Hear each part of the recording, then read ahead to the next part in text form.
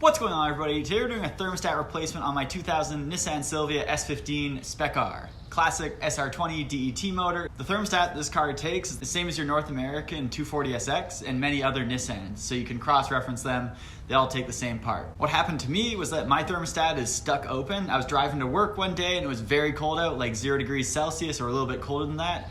And my temp wouldn't quite come up to operating temp. At lights, it would creep up, but then when I start moving, it would just fall away from the middle of the needle.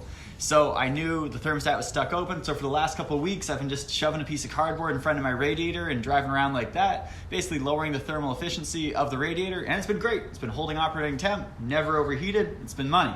But now, we got the time, we got the parts, time to fix it. Get your car jacked up, because we have to get underneath it to take off the under tray and to drain some coolant.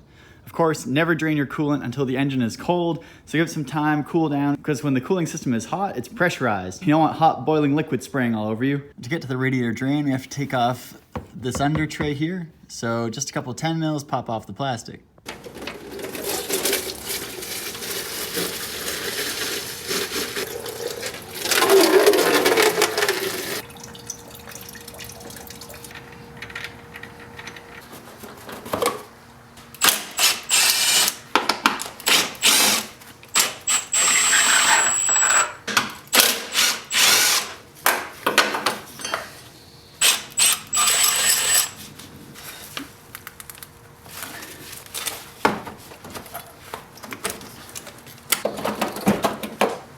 So some progress has been made. We got the tube out, we got the intake out of the way.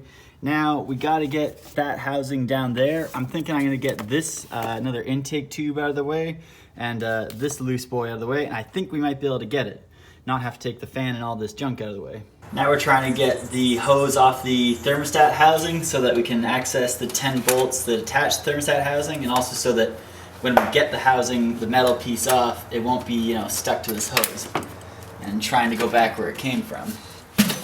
Oh, it's dry. Guess that's what draining a radiator will do for you. Now we have access to the thermostat. This is where we just took off the hose. You got one 10 mil, another 10 mil down there, and another one right there.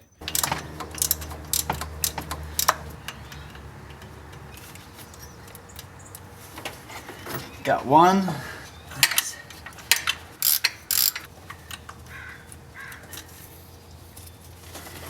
Another one, and bolt number 3, I've gone under the belt. Get it? Oh yeah.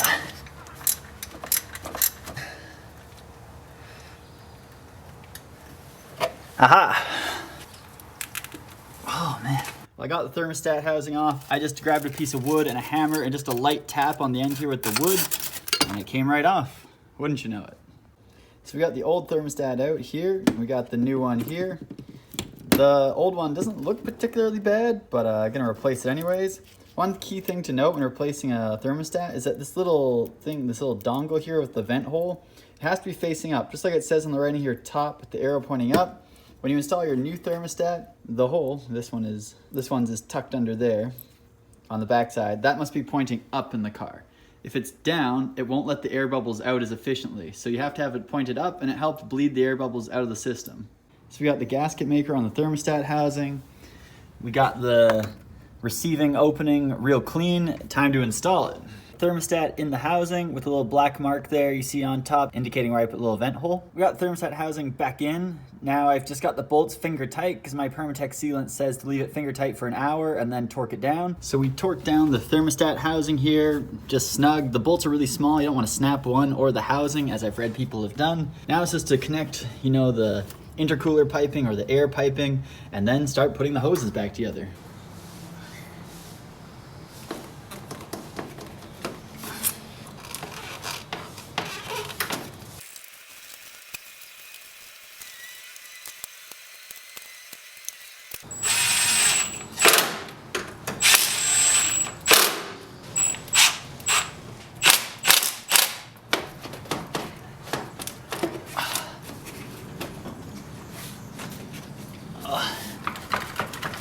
There we go.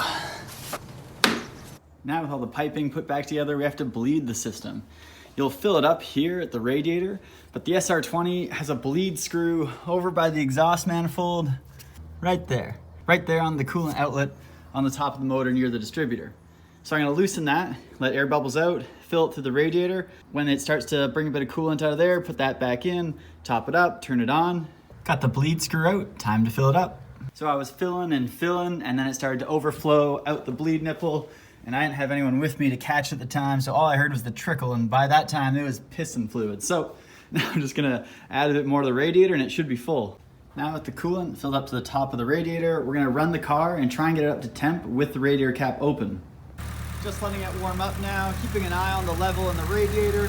As it warms up, the fluid will expand a little bit and your level will rise, but eventually the thermostat will open and it'll often suck in a bunch of liquid and lower the level in the radiator. Then you top it up and keep going. Temp is coming up, but the idle is still just a little high, so it has some more temp to gain. You see we're getting some bubbles now. The thermostat probably just opened. I can keep a close eye on it as it rises very close to operating temp, then keep topping it up. More bubbles. Give it some revs to help circulate the coolant.